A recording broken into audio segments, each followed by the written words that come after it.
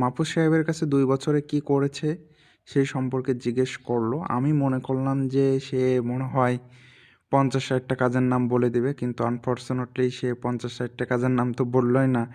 এখন আসুন এই ভিডিওটা ছাড়ার পরে মানুষ কী ধরনের কমেন্ট করেছে সেটা একটু আপনাদের দেখাই। এখানে স্পষ্ট একজন কমেন্ট করেছে, এই মাহফুজের লজ্জা নাই, তাই আইছে ভাষণ দিতে, 2 বছরের 2টা ভালো কাজ দেখা কি করছে। চোরে চোরে খালাতো ভাই, আরে কিরে এ ধরনের কমেন্ট কেন? তারপরে 2 বছরে চুরি টুরি আরাম খাইয়া শরীরকে মোটাতে যা করে বানাইছে।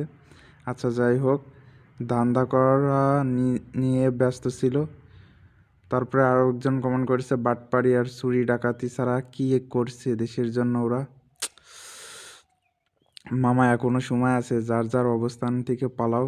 এ কি, এ আবার কে এসে আবার থাকার নিচে নাই যাই, ঠিক আছে, এত নিচে যে লাভ নেই।